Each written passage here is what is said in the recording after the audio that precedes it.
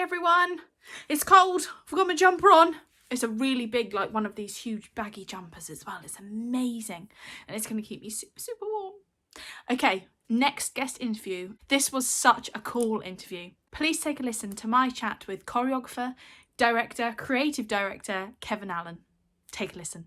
So my first question for you, there's so much to talk about. Literally, when I was looking, I was like, I don't think we have enough time of the day, but we'll give it a go. I know. The last interview I did was supposed to be 30 minutes, we went about an hour. And the interview said, like, sorry, I've got to stop. So I said, okay, I'll stop because I'll keep talking forever. That's brilliant. Well, I did think that. I was like, we've got an hour. I don't know how long you've got, but I was like, we'll just have to We'll just see. Let's just see if my brain keeps working, functioning. I can't promise it makes sense. You might fall asleep halfway through. Yes, exactly. So I would just press pause and then pick up. I come round.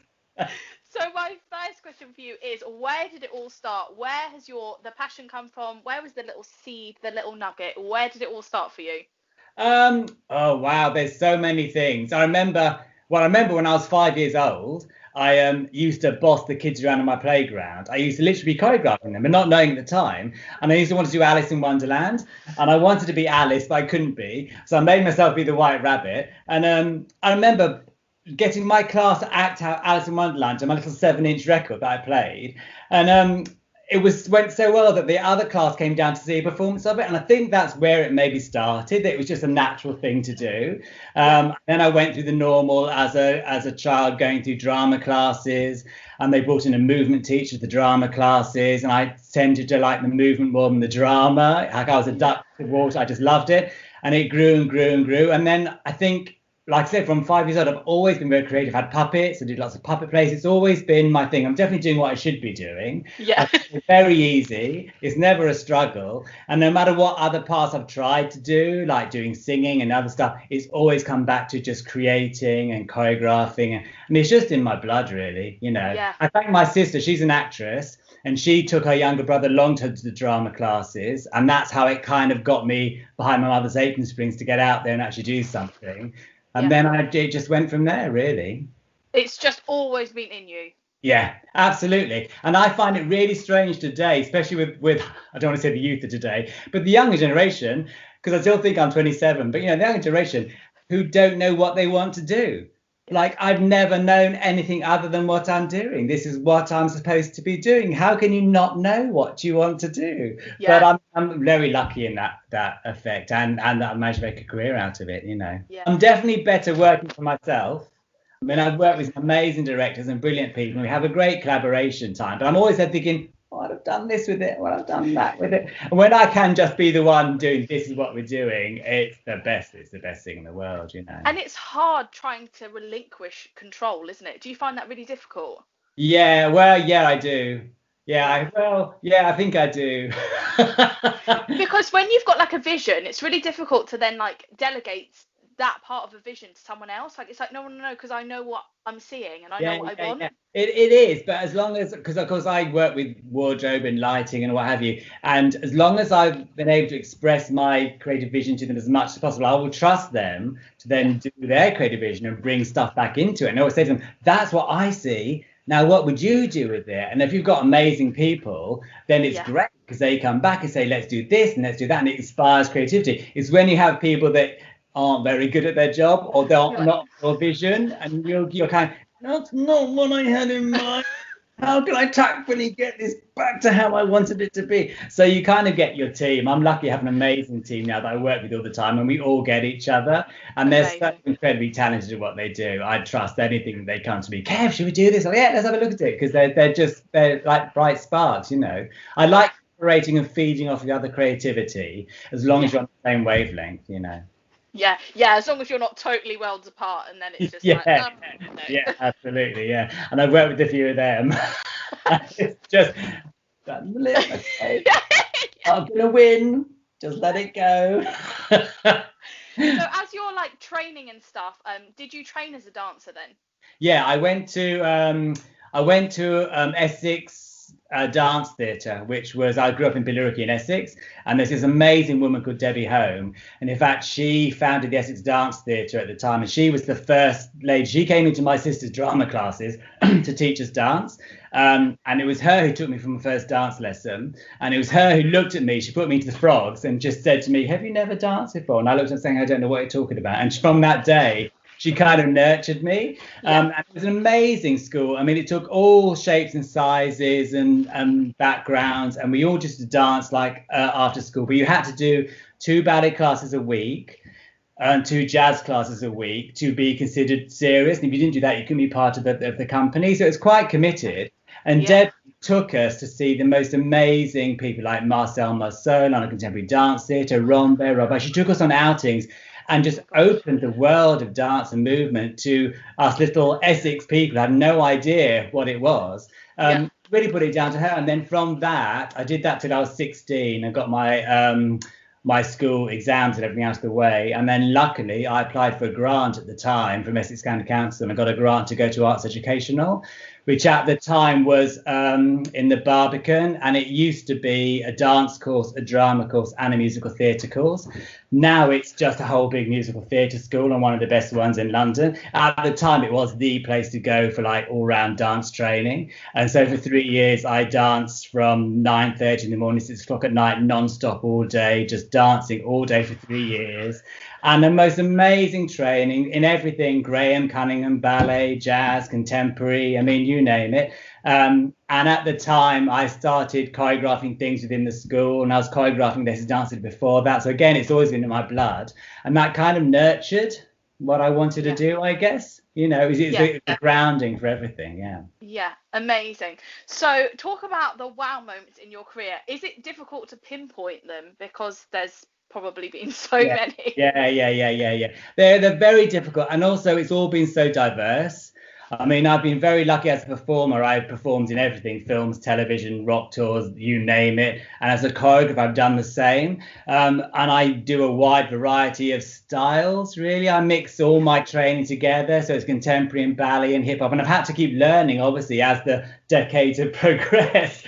I mean, in the 80s, like all locking and popping and hip hop, that was just coming through from America. Now it's just part of curriculum. Everybody does it. But you kind of think, God, this is amazing. So you kind of work with it. But to pinpoint one thing or two things, it's really difficult because everything's so different.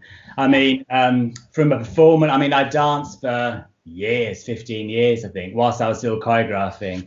I toured with Kylie Minogue for 5 years, and that was an amazing experience. You know, she's fantastic. Theatre wise, Jesus Christ Superstar was great with Lawrence. I spoke to Lawrence. We did that for the arena tour, Australian tour and stuff. There's doing like Royal Variety performances and meeting the Queen and things. I mean, they're all so different. They're all so different. Or the thing I did last week, you know, it's my 8th year, but I'm totally the creative director. So I totally get given a budget to create a show from scratch, and I can do whatever I want. So it's something that maybe people on the outside world won't see because it's an inside industry kind of event. But creatively, satisfactorily, it's just one of the best things ever, you know. And those jobs don't come around that often, to have that much freedom just to be able to create, you know, and with a budget. Yeah, that's the other thing. That little thing. You mean we can afford this many dancers? Really? You know. Bring them all in. Bring them all in. Absolutely. Yeah. So I'm just very lucky. It's been a really diverse career as a performer and as a choreographer, and hopefully it will keep continuing, you know. Yeah. So do you love learning? Like you said, like throughout the decades you've had to learn certain things. Do you still enjoy learning? Yeah, absolutely. I think you have to be a sponge. You have to keep absorbing no matter what you've got or where you are, and not get stuck in a rut. And for me, myself, I'm always surrounded with dancers that are in their early 20s, who are a completely different breed to when I was in my 20s dancing. You know, when I was dancing, it was triple pirouettes, perfect split jetés, that whole kind of jazz thing, you know. That's what auditions were. Now the dancers today, they're athletes. They can do gymnastics, they can break, they can hip hop, spin on their heads, they can flick flack, they can do ballet. It's a completely incredible breed of athletes, you know, who are dancers today. And it would be stupid for me to sit back and expect to do a triple pirouette and a split jeté. You know, that's not what expected today. They can do more than that, and that's not what the public or the world is used to seeing anymore. It's forever excelling and excelling and excelling, you know. Yeah, definitely. So, your work must have taken you all around the world. Have you had a most memorable place that you've visited? Quite a few. Japan is quite amazing. I toured Japan with Kylie twice, and I've choreographed 4 or 5 shows out there. I love Japan. It's a complete culture shock because nothing is in English anywhere. Yeah. You know, you go to Europe and there's often English. Oh, you understand bits from your school, French. So Japan, completely different word. You have no idea what anything is. Everything's cartoony and cutesy and just colourful and fun, and it's just a culture shock, you know. Everything about it. I really, really love Japan. Very fond of it. Although I don't like sushi, but that's a whole other story. I don't either. Don't you? No, I know. It is great. And of course, they're really good out there, but hey ho. Japan was great. Australia, I've been to Australia quite a lot. And I really like Australia. I could definitely live in Australia, though you do feel you're miles away from anywhere. You really do. Yeah. I think it's a psychological thing. But I liked Australia a lot. I guess they're the two. America's America. America's like loads of different countries in every single state. It's changed from state to state. Some bits are great. I mean, I've lived in California for the last 20 years, half California, half the UK, which has been great purely because of work and circumstances and stuff. And I do love Los Angeles. I love the lifestyle there, the weather, the beaches, the mountains, Disneyland, and all those things, which I just adore. But I couldn't live there full time. I'm a real Londoner, English person at heart, really, you know, the UK. Is it quite full on as well? I just imagine, like, it's painted quite beautifully, like you say, all the beaches and things and all those things that everybody just loves. But I can just imagine it being quite full on, though. It's New York is full on. New York is like being in London 3 times the speed of what London is. It is just like this all the time. I couldn't ever live there. I lived there for 3 months and did my head in completely.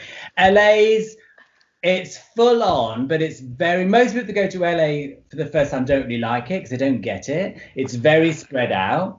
You have to have a car. There's lots of little pockets all over the place. You need to know where to go to get to the best pockets, you know. And it's all about the industry. That's quite draining. Every single person there, every car mechanic, waiter, waitress, you name it, they're either an aspiring actor, writer, script writer, or they're reading. It's all about the industry. So that can be draining. I was lucky that when I'm there, I was working in the industry, so it's okay. I can imagine if you're not, it must be really depressing because everyone's trying to climb this ladder and you can't escape it. You can't escape it, you know. But it has a lot of really good points, like I said, all the weather and stuff and all of that, you know. But at the moment, having terrible wildfires and it's all like the world's all going upside down. It's just collapsing and like on top of us, isn't it? It's collapsing everywhere. I know. It's awful, but hey. So you must have encountered lots of bizarre and crazy things in your time.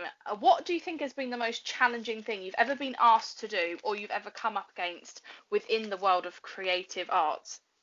Wow, what a question. Blimey, let me think. Well, there's lots of things. Well, lots of different things. Some things like if I produce shows in China and Korea and places like that, and sometimes the way that they work can be really frustrating and really challenging. Like in Korea, you know, if you had a rehearsal at 10 o'clock in the morning, it might not start till 2 o'clock in the afternoon. And you've been there since 10 o'clock and you don't know why people aren't there at 10. And there's a whole way they do that. They eat their noodles at 11 and then blah, blah. There's all the, and like, I need to rehearse. And you have to go, this is just the culture. You have to adapt and it's fine. But to get a show on or produce things you want to do can be really challenging and really, really frustrating. I think I've been pretty lucky. I guess challenging, you do very long days. Filming can be very draining, especially night shoots. I did loads of videos in the 80s where they were complete night shoots. So you get to the set about 4 o'clock in the afternoon and you're literally filming all night long. And it's kind of okay when it's summer, but in the winter, you've got about 24 thermals on underneath your costume because they're normally outside shoots, of course, because it's nighttime. That can be really challenging. But nothing. I'm trying to think. I guess. Well, no. See, they don't. It's awful. They're not challenging to normal like world people. You know, Yeah. like I did Wild Boys, a Duran Duran video, and I was the wild boy in that with the bald head and what have you. That was 5 hours makeup a day. So I used to get into the makeup chair at like 3 o'clock a.m. and start 5 hours makeup, be ready for like 9, 10 o'clock on set. Then all day you're on set filming. I had prosthetics, teeth, eyes, everything, hair. So you're like this all day, you can't really breathe. And then when you finish filming, it's 2 hours to take it all off. So you have to literally peel it all off. So by the time you've got to bed, you've got about an hour's sleep and you're up again. And that went on for 2 weeks. So that was challenging. But what an amazing video to be part of. That's why I'm not complaining. Like, you know, it's a historic video. It was a groundbreaking moment in pop videos, and I was part of that. But it was really challenging at the time. I remember at the end of it, we'd been filming for 2 weeks, and they wanted to do one last pickup shot, and they'd let everyone go. We thought it was over, and they came to me because I was like the main wild boy, and they said, like, Kevin, we really want you to come back tomorrow to do one more shot. And I remember just crying, going, because my head, I'd finished. And I'd got through. And of course, I knew I was going to come back and do that. Of course I was. That's what they asked me. But even they were laughing, going, Kevin, we understand, but we really need to do this shot. This one shot we haven't got. I said, I know, I'll be in the chair at 3 a.m. I just need to go home. Oh, God. And the next day it was just me and the director. So it was like, but amazing. So, I mean, they were challenging, but I mean, compared to a lot of people's hardships in life, it's nothing. I'm really aware how lucky my challenges are. But it's so funny because, like you say, at the time, it doesn't really. It's strange, like you say. It's not about comparing it to others. It's about, like, in your head at that time, you're just like, I can't believe. Like you say, I've done this all day and I've got no sleep, and that in itself, like, you're just ratty, aren't you? Yeah, and it's just like an incredible opportunity, and one, like you say, you would never pass up. You'd be stupid to. Yeah. But at the same time, at that moment, you're just like, no, Yeah, no more. I'm done. And also at that time, my head, I had got to the end. It was like a marathon. I'd taken it all off. I was like, I can go home, I can sleep. And they said, actually, no, we need to back tomorrow, Mr. Allen. It's like a curse. You're following me. I know, but great, you know, I mean, amazing. I look back now and people talk about it still to this day. I'm like, yeah, that was me. You never know it's me. You can't recognize me. That was me. I'm hidden under 7 inches of makeup. But, you know. Absolutely brilliant. Is there a skill or a discipline that you'd love to learn or be good at? Oh, yeah. Actually, this will sound very weird. I'd love to really perfect ballroom dancing. Okay.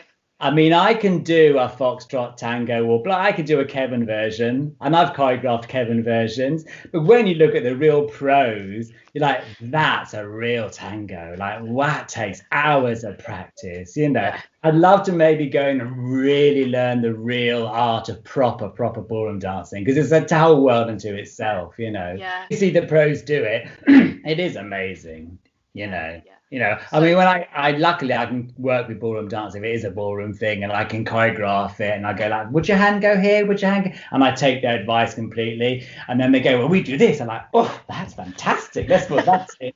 Never thought of doing that with your legs, because I don't have that vocabulary. I get the shapes, and to me, choreography is like a jigsaw. So you have to get the lights, the music, the costumes, the ambience to take the audience on a journey, and the actual steps that we call choreography is the glue that puts all those pieces together, you know. Yeah. So I'm very good at looking at the whole picture and creating this whole amazing kind of atmosphere, and the last thing you do is you put it together using steps. So when I'm working with people like that, I've kind of got to that point and I'm like, this is what we're doing, and they're putting the icing on the cake. And if you can use traditional tango people or Spanish dancers or flamenco, of course you're going, I want this rhythm, and they'll do it, they'll add their sheen on top of it, and they'll make it even better than you could ever imagine, you know. I never pretend to be an expert, I think, in any kind of dance. I'm an expert at creating theatre and creating performances, and I'm an expert at doing what I call Kevin's choreography. I definitely have my own style, whatever that is. Everyone goes, oh, that's definitely a Kevin Allen thing. Oh, is it okay? I've got no idea what it is, but that's obviously what my thing is.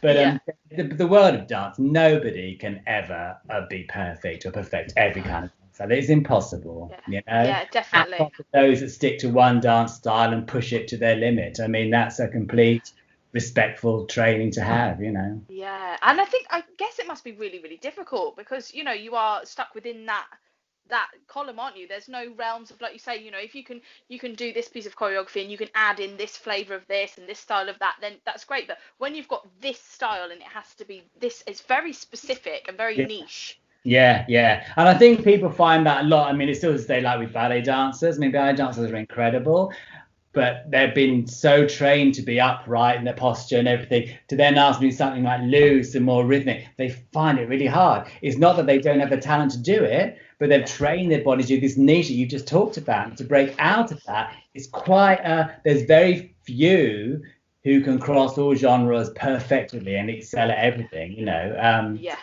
But you pick the thing that feels right for you. And I mean, God, I was going to go to the Royal Ballet School. I was offered a place at Royal Ballet School or Arts Educational, and I really didn't know which to go to. And I love the idea of the Royal Ballet Schools. I love ballet. I love that. And I love the Royal Ballet Company. But I knew in my heart I didn't want to just do ballet. I knew in my heart I had so much more I wanted to do. And Arts Ed gave me a really good all-round training, and I definitely picked the right shot. Yeah. Yeah, and you said that they nurtured your creativity too. Oh, completely. Yeah, they still are an amazing school, Arts Ed. They're one of the top schools, I would think, in the world. And they're very good at seeing talent and nurturing it and finding the niche that's right for you. And it was clear from year one that I just had this creative urge and I wanted to choreograph this and choreograph that. We used to have like choreographic classes, which made me laugh because you can't learn to choreograph. No one can learn to choreograph. You either can or you can't. All these dancers today who have been dancing, I'm going to choreograph. Well, it's not about that. It's so much more than that. People ask me what choreography is, and I can't explain it. It's just, to me, it starts with the music, and the music gives me an emotion, and it just makes everything work. And I don't know where that comes from. You can't teach someone that. It's like you can teach people to sing. If they can't, you can get to hold a tune just about. Those that excel at singing just have it. It's that natural thing that just comes out. Same thing with everything. I think choreography is the same thing. I can teach you, like I did my Laban technique, my 8 effort actions, dab, twist, stab, all the things you do, Benish notation. I did all the things you're supposed to do, but that's not teaching me how to emote and choreograph. And you can go on to someone about that as much as you want, but unless it comes from your soul, it's just not going to happen. Definitely. You know? Well, it's so funny because I'm not a dancer. I trained in music and drama. But Okay. I'm not a dancer, but I have danced. If you Yes, sure. Yeah. So I've got the rhythm and everything, but I would never pin myself as a dancer. And the children that I teach, we always laugh because they call it Gen Choreography too, because it's very like, but choreography, like I just said I was good at that because it's a vision. That's how I always say it to the kids, because the kids always say that to me. The children always go, but I don't understand. If you're not a dancer, how can you choreograph? And I'm like, because it's a vision. I can see what I want. I can express what I want, and I can show you. And then those of you who excel at dancing will interpret it in a way that I can visualize. But that's the thing, isn't it? I'm very, very much understand where you're coming from. It is not something you can teach. It's very much a vision and a feeling, and you just gotta go with it. Yeah, and there's some of the very leading choreographers in the world at the moment who, a couple of them, I won't name them, have never had dance training their entire lives, but they have a vision. They absolutely have that vision, and they get an amazing company together and they unleash their vision. The company kind of makes the steps, and that is choreography. People say, well, dancers say, Kevin, you're quite unique. You actually stand in front still and you still dance it. You still show everything and you're still huffing and puffing. I mean, I need a respirator, my Zimmer frame, but I still do it because in my head, I'm still 27. I can still do it like everybody else, but I can't stop because that's how I've always been, but a lot of people don't, but it doesn't mean they can't choreograph. Like you said, it's more than just steps. I've always said that. Yeah. So are you more of a planner and an organizer, or do you love to go with the flow? So, if somebody said, right, I want you to create a piece of work, do you like having the time to plan and organize, or are you happy to just rack up and roll with it? Oh, there's two answers for that. I rack up and roll with it. I don't do any pre-planning with steps or anything. I literally create on the spot. You can give me music right now. I'll put it in, never heard it before, and I'll create straight away. I don't need to hear it. I just go with the flow. I've tried planning, doing choreography before get dressed. It doesn't work.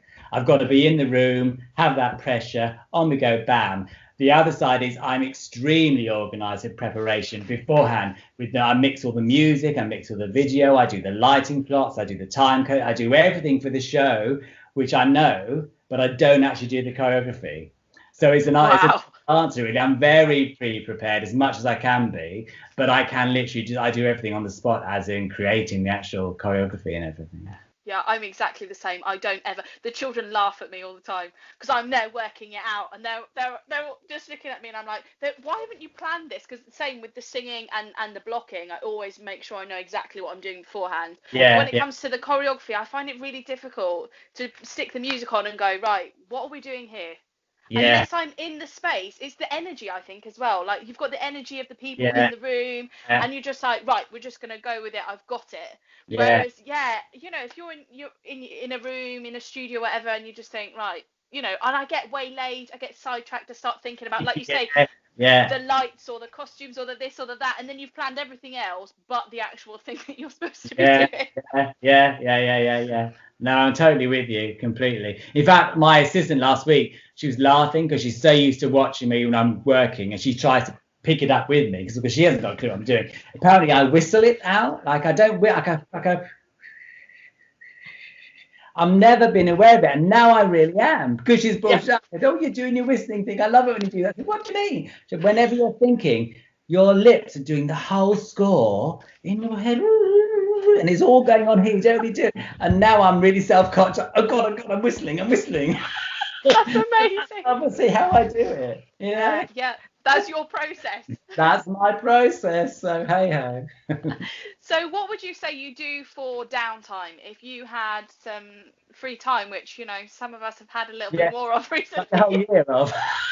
Oh, that you're talking about. No, I'm really good. I love not working. I love it. I watch box sets, I do gardening, I do a DIY around the house. I'm completely chilled. I'm completely happy. Like last week, I was so happy working, but I was counting down the days that it finished. I can't wait to have nothing to do again. Just sit on my sofa. That's brilliant. That's brilliant. Oh, downtime's fabulous. I mean, you only live once. If you can eat another bit of cake, eat another bit of cake. I mean, really? I'm not stressed about it. I don't know what the problem is. I love it. That's so funny. Do you know what? I had visions of you being like, look, I can't do downtime. Like, it's not my thing. No, I love it. And people always say, oh, Kev, need another few weeks. You're going to be chipping to get back. And they're like, no, not really. I don't think so. I think so. Few films, few box sets left to get through. I haven't got around to. Do you think that's because your career has been so extensive and you've been so busy at moments that when you do have downtime, you just love doing everything? I think so. And I think because I've always been freelance, I've never been part of a long running show, like an 8-show week for a year and everything. I've always said, like, my work's 2 days here, a month here, 3 weeks here, 1 week there. So it's these manic pockets. And when I'm working, it's so pressurized to get it in and do it. I think it is that the downtime's really important, I don't know, because I've never had what I would call a normal job. I've never had a thing where I've had to do the same thing every day, over and over. The longest I did a stint with the Royal Shakespeare Company, and that was 3 months. And that's the same routine. And that was strange. Of course, I got on with it. But in my head, I knew that in 3 months' time, it would finish. Yes, I can't imagine doing 6 months or a year's contract on anything because I've never known it. Yeah. So even with this lockdown, I'm one of the lucky ones. I'm used to having downtime. I'm used to not having work in between work. And lots of my friends who are in shows and stuff, how their whole world's changed. They're used to having 8 shows a week, month for a year contract. They've known nothing but that. So suddenly having 2 weeks off is a shock. Having 3 months, 4 months going on for nearly a year, I mean, I feel so much them. Whereas I'm like, this feels normal. Just quite a longer gap than normal between work. And I said, so lucky last week doing this amazing job, last 2 or 3 weeks. I mean, who knew this job was going to happen, So yeah, I'm okay. I love having downtime. Don't worry about it. Awesome.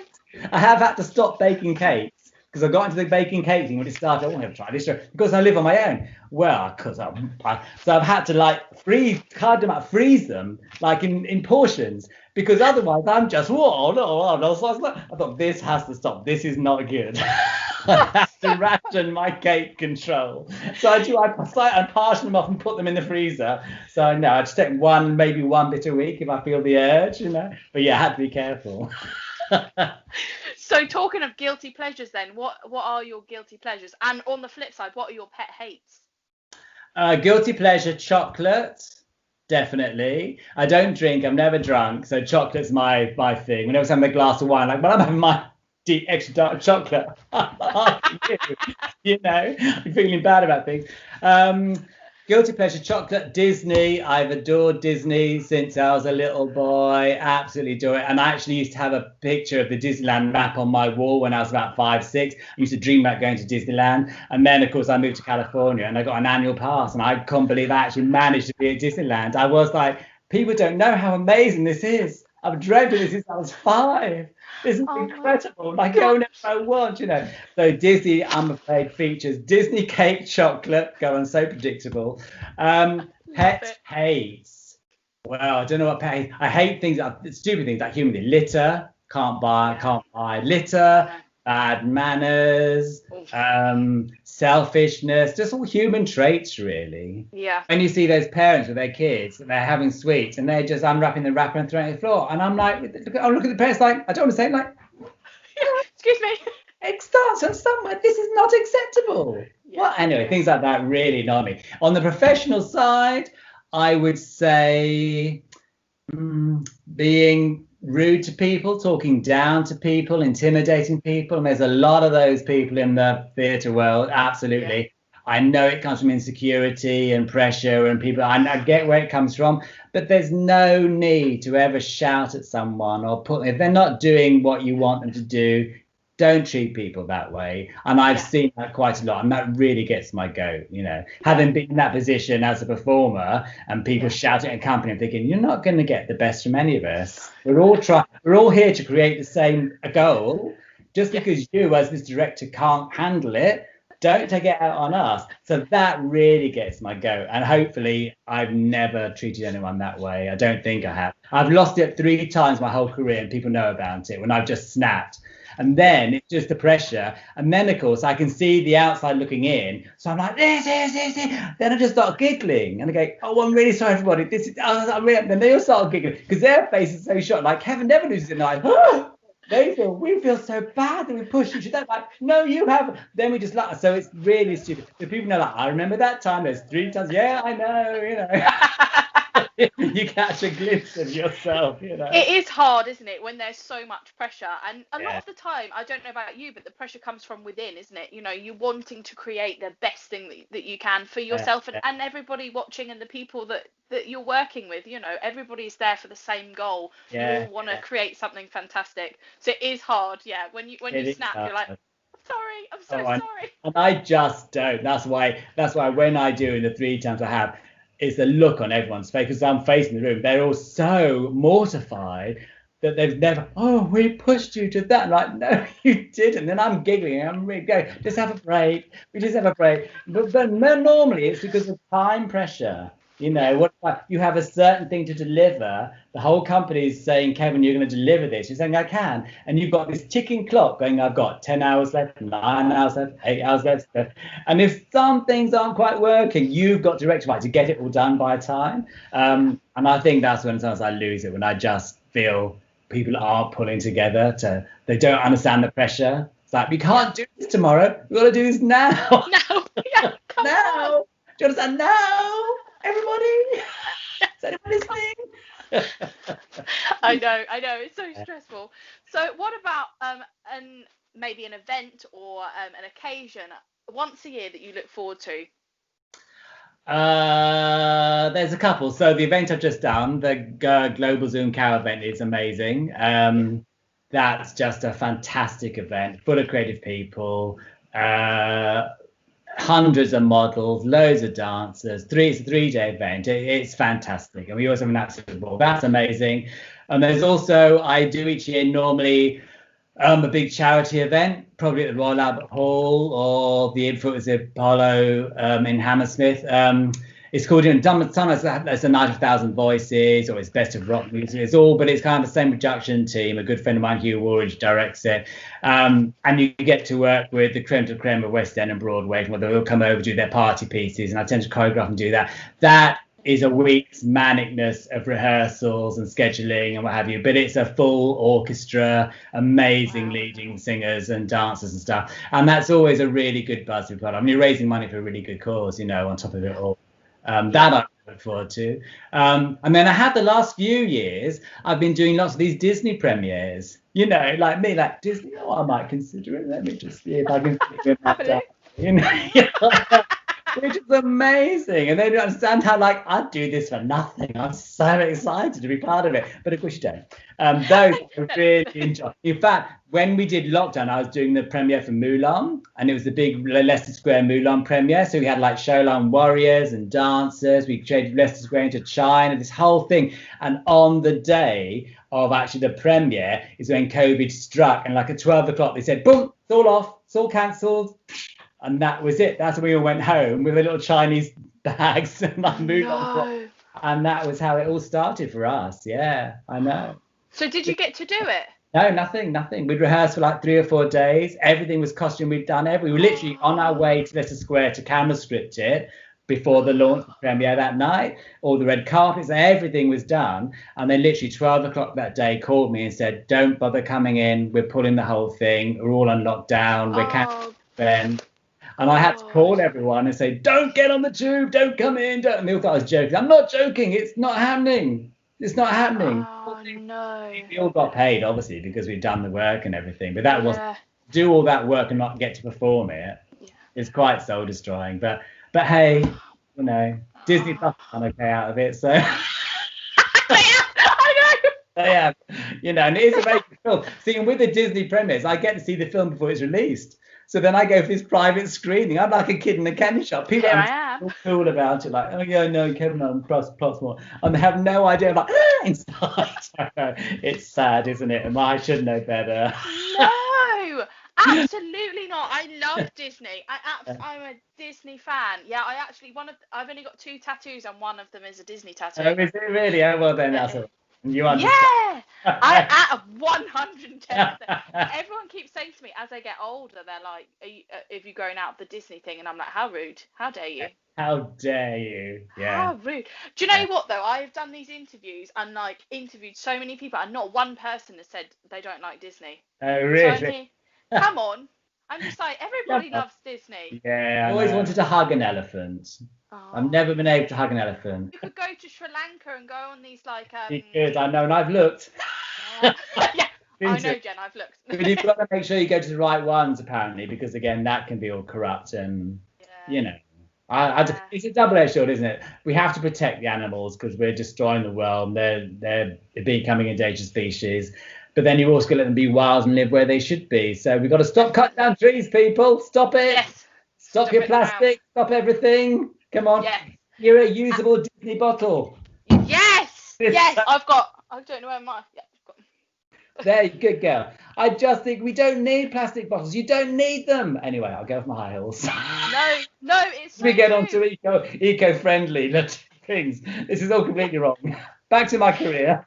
It's brilliant. I love it. Oh, so talk about lockdown life. What was it like for you? You said that you love a good box set and things. Did you just binge watch stuff? You ate cake? Yeah, I did that. It was well, as I said, we were doing Mulan and that all got pulled.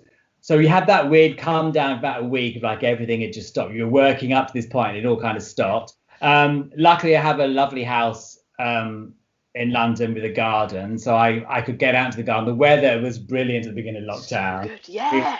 So lucky. So I just gave into it. I was like, okay, can't go out anywhere, can't do anything. I braved at the supermarket once a week and once I got into the swing of that, actually I quite liked it. It was so organised, you're all queued up, you wait, there's no one around, you followed your one-way system, which some people can't even follow a one-way system.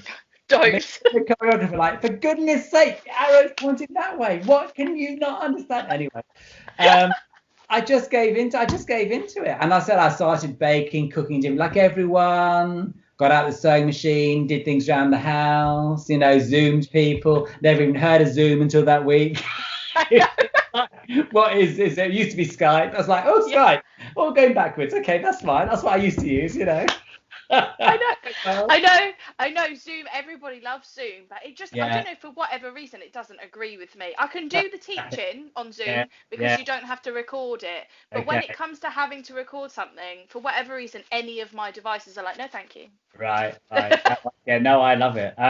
So yeah, I just gave into it. And as I said, because I'm used to having downtime, it's okay. I think the other flip side was I live on my own, so it was quite hard not being able to go out and see friends, or just go down to like a coffee shop if you wanted a break, or because I work a lot from home, producing and working towards this to build up to the shows, and I sometimes would just go out to have a break away from the computer, get a different environment, and suddenly having that freedom taken away was slightly strange. But I'm a pretty upbeat person, and I'm pretty good at looking after myself and keeping happy, and like I said, I'm used to having downtime, so I kind of just settled into it. I'm very much, that's the rules, get on with it, But other people, other friends of mine really struggles, and I can understand why, because their whole jobs just stopped. Their income just stopped, and they've got families and kids, and I've only got myself to worry about, so I'm in a pretty good position, really. Yeah, definitely. So my last question for you is, what is next for you? Do you know? Have you got anything on the horizon, anything booked in, anything planned, or are you just rolling with it, going with whatever comes your way? Well, a bit of both. I have got, so this is, I'll try to make a very long answer. So I formed my own dance company again in 2017. This is going back a long way. When I first went to Arts Educational, I formed a dance company then. In those days, to get our equity cards, you had to do 8 performances to get an equity card. You had to work, blah, blah, blah. So I performed my own company. We got our equity cards. That was all great. That was a very successful company. And then I've always wanted to go back and do it again, do something just to promote what I'm all about and my ideas, and not creating shows for any other criteria, purely okay, this is what I want to do. So I workshopped it in 2017, and then I workshopped again in London with a bigger version, and it was all set to go last year, like premiere in London, like a 2-week run in London, the first production, but I didn't quite like the date, so I put it to this year. Then COVID hit, so I put it to the beginning of next year. And then literally, I don't believe we'll be back and running by March next year. I just don't think we will. So I've now postponed it to, I think I've got some dates due September. So in my head, I'm going to launch a company next September. So I'm going to work towards that, depending on what happens. But it is quite long. So it keeps being like rolled on. I'm like, oh, for goodness sake. By the time we get to do this, I'll have dentures and a Zimmer frame, I'll be completely bald. I won't be able to choreograph anything. It just keeps being pushed and pushed and pushed. Everyone keeps telling me I've got to do it. And, I do believe in it. So just my own satisfaction, creativity, I think. I just want to get it out there and stuff. So I'm working towards that. But apart from that, everything else has been cancelled. All the shows this year were cancelled, and all the shows from next year, as far as I know, are cancelled. So I really don't know, Yeah. Just got to roll with it. You've just got to roll with it, because I think that's the hardest thing with this whole situation, that there's no end point. No one can give us an end point. If they said you've got until February the 27th, then like we go, okay, it's only you can count down to it. Be like doing Wild Boys and come to the end of it, But because no one can give you that point, there's no end. No one knows. I don't know how. Now with cinemas shutting this week and theatres, I think you have to close. Our business is just distraught at the moment. I don't know when it's going to pick up. Nobody does. So you do have to roll with it, but it's a very bleak future. Yeah. It's really difficult, isn't it? Because when you book a job, you know what like you say, you know what the duration is, you know what's expected of you, you know what's going on. And even if like things don't quite go to plan, is it there or thereabouts, isn't there? Whereas at the moment, like you say, there was literally no, you just don't know. And we're the same. Like we were supposed to do our annual production, and we were a week away from it when we had to close. Right. And it was like, I thought, honestly, Kevin, a couple of weeks will be fine. So I pushed it back to May, and it was like, no. And then I pushed it back to September, and obviously we're in September, no chance. And then I was like, right, hopefully we can do it next March. But you're just like, can we? Can we? That's the thing, yeah. And for me, I had March booked in, but I just thought, seriously, if we can open in March, it's only a 2-week run. It has to be like probably a social distance audience. Now, viably, I can't make that work financially. I'm not going to make money back if I sell out every single night, but I want to do it. But to put it on and know actually you're going to have 30%, it doesn't make any sense, you know. And I also think, like with you and your production, it's that thing that you don't want to give in. You want to show, okay, we're going to do it in 2 months' time. We're going to book it in there because we're going to do this. It's all going to be good. And you can't bring something out, actually, we're never going to do it. So actually, we're going to do it in 4 months' time. Yeah. Do you know what? Change your mind. 6 months' time, because let's be positive. And it's a natural thing that the show will go on. And the day that you go, actually, the show is never going to go on, that's when you just give up. And in humans, especially creatives, you can't do that. The show I just did, the tagline was creativity never stops. And that's what it was all about. And the whole show is about, no matter what we've been through, you can't turn off creativity. No matter what you do to us or throw to us, we will always find something to release that inner soul creativity. So we'll be painting or baking cakes or dancing or filming ourselves, because we have to have that release because it's taken away from us. And I think that's so true. And I don't think if you're a true creative, you ever will let it stop. You'll find other ways to reinvent, as people are. It's not the way we want to do things, but it's a way of getting it out there. And people need it, you know. But like you said, for the minute, I'm aiming for September. Good luck for March. I've given up on that already. I was about to say, to be honest with you, as the year is just creeping up, isn't it? You know, Christmas is like round the corner. You just think realistically, you know, we're still not able to sing in our sessions at the moment. So you just think, how on earth are we putting together a show that was so nearly there? Like I say, we were in tech run territory. Wow, completely. But you know, it's been a year since it will have been a year since that point. You know, you've got mainly the same company, but some children have moved on. You know what children are like. It's in their heads 1 minute, it's gone. They can't remember any of it. You know, don't worry about it. You know, just saying. And it's just a nightmare, and you just kind of think, like you say, you know, you want to do it justice. It's been a long time coming. It takes me 3 months to write the show, secure the venues, costumes, etc. Then it takes the children 3 months. There's a whole term for them to get it up and running. You want it to do it justice. You want, you know, all the money goes to charity as well at the end of the day. You want it to be the biggest event that it can be. You don't want 30 people in a room, you know, the kids, like you say, not properly in there. We had to cut that song, we had to cut that number, we had to, you know, like, you don't want to have to do that. And I think, like, you know, if it absolutely comes down to this, and God help us if we're like this for years to come, then there it is. But if it's a case of, like you say, 6 months, moving it another 6 months to where you were, then you just do it, don't you? Because you want it to be the best that it can be. And although at the time you're just like, you know, and like also you're thinking, oh, I thought that idea was quite good 7 months ago. Kind of gone off it now. That's not good. It's like, I should have done it then. No, I'm not sure about it now. I know. Think about it. It was good initial thought. 7 months on. I know. I was so worried about it. So this term, obviously, we weren't thinking we were going to be back, but we are on a smaller scale, and like we said, we're only doing the acting at the moment. But I was a bit like, oh gosh, what we're going to do. So I wrote kind of like the prequel to the show that we were doing. Okay. So on the read-through day, the kids are wetting themselves, they're laughing. Oh, Jen, this is brilliant. And one of the kids said to me, she's 12, she goes, this is way better than the original script. I was like, brilliant, great. Fantastic, great. Yeah. We haven't dismissed the original script. That's still there. I'm glad you like it. What you mean, the show that we are actually still doing? I was like, this is not, we're not actually doing this show. This is just something for us to like get our teeth into now. And she's like, oh yeah. I was like, oh my God. Brilliant.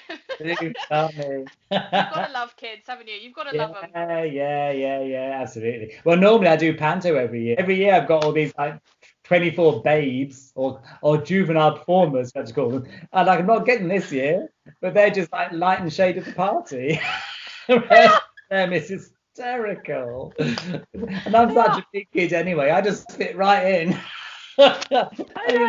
And I'm sure they're looking at me like stupid. You know, I'm like, yay! That's stupid. They're so much older. They're so much more mature than me, and they're only 7. I'm like, oh, well, Yeah, mine always go, it's really embarrassing. That's subtle. Yeah. Yeah, it's just the face. Or like, you know, you're really like going for it and you've got 2 or 3 of the like dutty ones who are like weak or who are like with you. And then you've got the ones that are like 15 or 16 and they're like, and you can see like they're trying. And you're just like, okay. Okay. That went Just down bang like that out a and balloon. carry on. I know. Oh, bless them. Well, you've been an absolute gem. Thank you so much for chatting with me. Pleasure. No problem. You know. I loved it. And thank you so much for saying yes. Yeah, no, it's good, and good for you for doing something and trying to keep positivity, and all the people you've spoken to are fantastic, you know. So Yeah. best to your little school and your productions and what you're doing. It's that's how I started, you know. Yeah. Same thing. That's what ignited my spark, and look what I'm doing now. So who knows? Yeah. Amazing. Well, thank you so much, and I'll send you the link when it goes up on the channel. I'd love to stay in touch. Okay. Yeah, definitely. Well, you know where I am now. I just have to learn how to turn off Skype. It's okay. I'll turn you off. You're fine. Will you? Oh, okay. You'll do it for me. I know. Take care of yourself. Speak to you All soon. right. Yeah, I All the will. best. Thanks a lot. Bye. Okay, bye. See ya. Woohoo! Thanks so much, Kevin. I had such a great time. So amazing. Thank you so much for tuning in. Stay safe, stay warm, and I'll see you again soon with another fantastic guest. Oh, and don't forget, like, subscribe, click the bell. We want more people. Amazing. I hope you're all enjoying, sending so much love.